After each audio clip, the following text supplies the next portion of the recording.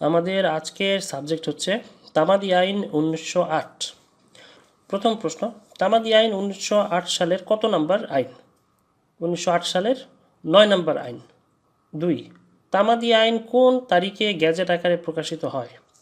7ই August 1908 সালে প্রকাশিত হয়। 3, তামাদি আইন কবে কার্যকর হয়? 1 জানুয়ারি 1909 সাল থেকে কার্যকর হয়। 4, তামাদি আইনে মোট কতটি ধারা রয়েছে? মোট 32টি ধারা রয়েছে। বর্তমানে 29টি ধারা আছে। 30, 31 ও 32 ধারা 1914 সালে ও 1930 সালে বাতিল করা হয়। 5, তামাদি আইনে কয়টি অনুচ্ছেদ রয়েছে? 183টি অনুচ্ছেদ রয়েছে। 6, তামাদি আইনে বর্তমানে কয়টি ধারা বলবৎ আছে? বর্তমানে 29টি ধারা বলবৎ আছে। 7, তামাদি আইনে তফসিল কয়টি? তামাদি আইনে 2টি তফসিল রয়েছে। 8, তামাদি আইনে বর্তমানে কয়টি তফসিল বলবৎ আছে? বলবৎ আছে মাত্র 1টি তফসিল। 9, তামাদি গণনা কাহার বিরুদ্ধে শুরু হয়? বাদী দরখাস্তকারীর বিরুদ্ধে শুরু হয়। 10, তামাদি গণনা কখন আরম্ভ হয়? যেদিন নালিশের কারণ উদ্ভব হয় সেদিন থেকেই তামাদি গণনা আরম্ভ হয়। 11, কোন কোন ক্ষেত্রে তামাদি মেয়াদ গণনা ব্যবহার করা হয়? মূল মোকদ্দমা, আপিল, রিভিশন, রিভিউ এবং বিশেষ দরখাস্ত দাখিলের ক্ষেত্রে ব্যবহার করা হয়। 12, তামাদি মেয়াদের পরে দেওয়ানি মামলা দায়ের করার ফলাফল কি? ফলাফল হচ্ছে মামলা খারিজ হয়ে যাবে। 13, কোন মামলার ক্ষেত্রে তামাদি মওকুফ হইবে না? মূল দেওয়ানি মামলা দায়েরের ক্ষেত্রে তামাদি মওকুফ হবে না। 14, কোন মামলার ক্ষেত্রে তামাদির মেয়াদ গণনা প্রযোজ্য হইবে না? ফৌজদারি মূল মামলার ক্ষেত্রে। যথেষ্ট কারণ কি? অসুস্থতা, সরল বিশ্বাসে ভুল, দারিদ্রতা, কৌশলীর ভুল ও আদালতের সংঘাতপূর্ণ সিদ্ধান্ত, এই বিষয়গুলোকে বলা হয় যথেষ্ট কারণ। 16, তামাদি আইনের 3 ধারার বিধান কি? তামাদি আইনের 4 ধারা হইতে 25 ধারায় বর্ণিত ব্যতিক্রম ছাড়া নির্দিষ্ট সময়সীমার পরে দায়েরকৃত মামলা 3 ধারার বিধান মতে খারিজ হইবে। 17, 4 ধারার বিধান কি? কোনো মামলা আপিল দরখাস্ত দাখিলের সময়সীমার শেষ তারিখে আদালত বন্ধ থাকলে যে তারিখে আদালত খুলবে সেই তারিখে দাখিল করা যাবে। তবে কোনো লম্বা ছুটির মধ্যে আদালতের সেরেস্তা খোলা থাকিলে ছুটির মধ্যে সেরেস্তা দাখিল করিতে ব্যর্থ হইলে ওইগুলি তামাদি হইয়া যাইবে। 18, 5 ধারার বিধান কি? কোনো আপিল, রিভিউ, রিভিশন ও আবেদন দাখিলের তামাদি মেয়াদ শেষ হওয়ার পরও তাহা দাখিল করা যাইবে যদি আপিলকারী বা দরখাস্তকারী আদালতকে সন্তুষ্ট করিতে পারেন যে নির্ধারিত সময়সীমার মধ্যে তাহা দাখিল করিতে না পারার যথেষ্ট কারণ ছিল। 19, বিলম্ব মওকুফ কত ধারায়? বিলম্ব মওকুফ 5 ধারায়। 20, কোন ক্ষেত্রে তামাদি আইনের 5 ধারা প্রযোজ্য? আপিল, রিভিশন, রিভিউ এবং অন্যান্য দরখাস্ত দাখিলের ক্ষেত্রে প্রযোজ্য। 21, 5 ধারায় বিলম্ব মওকুফ কোন ক্ষেত্রে প্রযোজ্য নয়? মূল দেওয়ানি মোকদ্দমার ক্ষেত্রে প্রযোজ্য নয়। 22, মামলা খারিজ হয়েছে এবং তামাদি হয়েছে, এখন কি করতে হবে? মামলা পুনর্বহাল দরখাস্তের সাথে 5 ধারায় বিলম্ব মওকুফের আবেদন করতে হবে। 23, একতরফা ডিক্রি হইয়া তামাদি হয়েছে, এখন কি করবেন? অর্ডার 9 রুল 13 এর দরখাস্তের সাথে বিলম্ব মওকুফের 5 ধারায় আবেদন করতে হবে। 24, তামাদি মেয়াদ গণনা কত ধারায়? 12 হইতে 25 ধারায় রয়েছে। 25, বৈধ অপারগতা কত ধারায়? তামাদি আইনের 6 ধারায়। 26, বৈধ অপারগতাগুলো কি কি? নাবালকত্ব, মস্তিষ্ক বিকৃতি, উন্মাদ, দেউলিয়া, এগুলোই হচ্ছে বৈধ অপারগতা।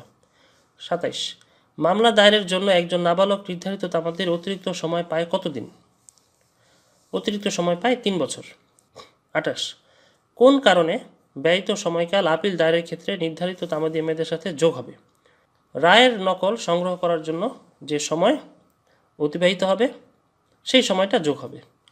29, তামাদি মেয়াদ গণনা আরম্ভ হইয়া ইহা স্থগিত হয় না, ইহা কত ধারার বিধান? ইহা 9 ধারার বিধান। 30, তামাদি মেয়াদ গণনা আরম্ভ হয় কত ধারা মতে? আরম্ভ হয় 12 ধারা মতে। 32, মোকদ্দমা দায়েরের পর আর্জি ফেরত দেয় এবং দেখা যায় তামাদির মেয়াদ অতিবাহিত হইয়াছে, তখন কি করবেন? আর্জি দাখিলের সাথে 14 ধারায় বিলম্ব মওকুফের আবেদন করব। 33, ভুল আদালতে মামলা দায়েরের ফলে বিলম্ব হলে আপনি কত ধারা মতে তা মওকুফের আবেদন করবেন? 14 ধারা মতে আবেদন করব। 34 18 ধারার বিধান কি? যে ক্ষেত্রে আইনগত প্রতিকার চাওয়ার প্রয়োজন রহিয়াছে কিন্তু উক্ত অধিকারের বিষয়টি প্রতারণামূলকভাবে গোপন রাখা হইলে বাদী যখন প্রতারণা বিষয়টি জানিতে পারিবে তখন হইতে তামাদির গণনাকাল শুরু হবে। এটি হচ্ছে 18 ধারার বিধান। 35 19 ধারার বিধান কি? কোনো সম্পত্তি বা অধিকার সম্পর্কে মামলা দায়েরের নির্ধারিত তামাদিকাল শেষ হওয়ার পূর্বে যে ব্যক্তির বিরুদ্ধে উক্ত সম্পত্তি বা অধিকার দাবি করা হইতেছে তিনি লিখিতভাবে উক্ত দায় দায়িত্বের স্বীকারোক্তি দিলে ওই স্বীকারোক্তি তারিখ হইতে নতুন করিয়া তামাদিকাল শুরু হবে। এটি হচ্ছে 19 ধারার বিধান। 36 জবরদখল যদি 12 বছর বা তার অধিককাল হয় তাহা হইলে সম্পত্তির মালিকানা নষ্ট হয়। ইহা তামাদি আইনের কত ধারায় রয়েছে? এটি রয়েছে 28 ধারায়। 37 দেনা বা দায় পরিশোধে দাবি বা তামাদি মেয়াদ উত্তীর্ণ হওয়ার পূর্বে কিছু অর্থ প্রদান করিলে সেক্ষেত্রে উক্ত অর্থ প্রদানের তারিখ হইতে নতুন করিয়া তামাদি মেয়াদ গণনা শুরু হইবে। ইহা কোন ধারার বিধান? এটি হচ্ছে 20 ধারার বিধান। 38 অবিরাম চুক্তি ভঙ্গের বিষয়ে তামাদের বিধান কোন ধারায় বর্ণনা করা হয়েছে? 23 ধারায় বর্ণনা করা হয়েছে।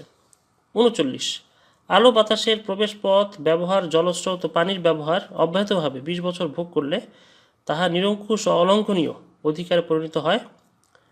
তাহা কোন ধারার বিধান বা সুখাধিকার কোন ধারায়? সুখাধিকার রয়েছে 26 নম্বর ধারায়। 40 তামাদি আইন চুক্তি আইনের 25 ধারাকে প্রভাবিত করে না। ইহা কোন ধারার বিধান? ইহা 29 নম্বর ধারার বিধান। 41 স্থাবর সম্পত্তির সত্ত্ব ঘোষণা ও দখল পুনরুদ্ধারের মামলা কত দিনের মধ্যে করতে হয়? করতে হবে 12 বছরের মধ্যে। 42 শুধুমাত্র সত্ত্ব ঘোষণার মামলা দায়েরের সময়সীমা কত? সময়সীমা 6 বছর। 43 দখল পুনরুদ্ধারের মামলা কত দিনের মধ্যে করতে হয়? করতে হয় 6 মাসের মধ্যে। 44 টাকা আদায়ের মামলা কত দিনের মধ্যে করতে হয়? করতে হয় 3 বছরের মধ্যে। 45 মৃত্যুদণ্ডের বিরুদ্ধে হাইকোর্টে কত দিনের মধ্যে আপিল করতে হয়? আপিল করতে হয় 7 দিনের মধ্যে। 47 আদালত বন্ধ থাকা অবস্থায় তামাদির মেয়াদ উত্তীর্ণ হইলে সেক্ষেত্রে আদালত পুনরায় খোলার দিন মামলা আপিল বা দরখাস্ত দায়ের করা যায়। ইহা কোন ধারার বিধান? এটি 4 ধারার বিধান। 48 আপিল রিভিউ বা রিভিশনের আবেদন দাখিলের ক্ষেত্রে তামাদির মেয়াদ উত্তীর্ণ হইলে তামাদি মৌকুফের জন্য আবেদন করা যায়। ইহা কোন ধারার বিধান? এটি 5 ধারার বিধান। 49 ডিক্রি বা আদেশের বিরুদ্ধে জেলা জজ আদালতে আপিল দায়েরের সময়সীমা কত? সময়সীমা 30 দিন। 50 দেওয়ানি মামলায় ডিক্রি বা আদেশের বিরুদ্ধে হাইকোর্টে আপিল দায়েরের সময়সীমা কত? সময়সীমা হচ্ছে 90 দিন। 51 ফৌজদারি মামলায় দণ্ডাদেশ বা আদেশের বিরুদ্ধে হাইকোর্টের অধস্থন আদালতে আপিলের সময়সীমা কত? সময়সীমা 30 দিন। 52 ফৌজদারি মামলায় দণ্ডাদেশ বা আদেশের বিরুদ্ধে হাইকোর্টে আপিল দায়েরের সময়সীমা কত? সময়সীমা 60 দিন। 53 ফৌজদারি মামলায় খালাসের আদেশের বিরুদ্ধে সরকার কর্তৃক আপিল দায়েরের সময়সীমা কত? সময়সীমা হচ্ছে 6 মাস।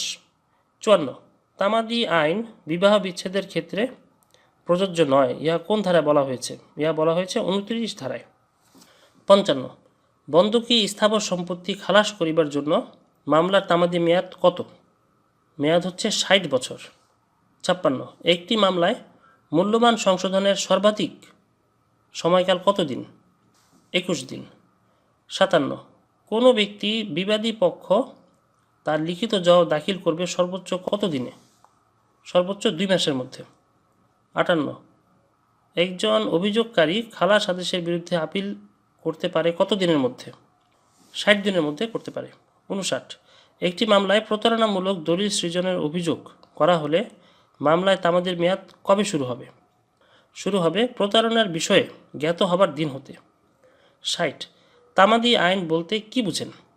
তামাদি আইন বলতে এক ধরনের স্বয়ংসম্পূর্ণ বিধিবদ্ধ আইনকে বোঝায় যে আইনের বলে কোনো সত্ত্বে বা দ্বন্দ্বকে শান্ত করে এবং সেই সঙ্গে সকল প্রকার প্রতারণামূলক কার্যক্রমকে রোধ করিতে সচেষ্ট হয়, তাহাই হচ্ছে তামাদি আইন। 61 তামাদি আইন কী ধরনের আইন? তামাদি আইন একটি বিধিবদ্ধ আইন। 62 সম্পত্তি অগ্রক্রয়ে তামাদি আইনের কত ধারায় বলা হয়েছে? তামাদি আইনের 8 ধারায় বলা হয়েছে। 63 কোন মামলা তামাদি আইন দ্বারা বাধাগ্রস্ত হয় না? মূল ফৌজদারি মামলা। অর্থাৎ আমরা যত ধরনের ফৌজদারি মামলার ব্যাপারে জানি কোনো ফৌজদারি মামলার ক্ষেত্রেই তা তামাদি হয় না। 64 যথেষ্ট কারণ তামাদি আইনের কত ধারায় বলা হয়েছে? বলা হয়েছে 5 ধারায়। 65 তামাদি আইনের প্রথম তফসিল কয়টি বিভাগে বিভক্ত? মোট 3টি বিভাগে বিভক্ত। প্রথম বিভাগে রয়েছে অনুচ্ছেদ 1 থেকে 139, এখানে মামলা দায়ের সংক্রান্ত বিষয়ে বলা হয়েছে। দ্বিতীয় বিভাগে রয়েছে 150 থেকে 157 অনুচ্ছেদ, এখানে আপিল দায়ের সংক্রান্ত বিষয়ে বলা হয়েছে। তৃতীয় বিভাগে রয়েছে অনুচ্ছেদ 158 থেকে 183, এখানে আবেদন, দরখাস্ত ইত্যাদি দায়ের সংক্রান্ত বিষয়ে বলা হয়েছে।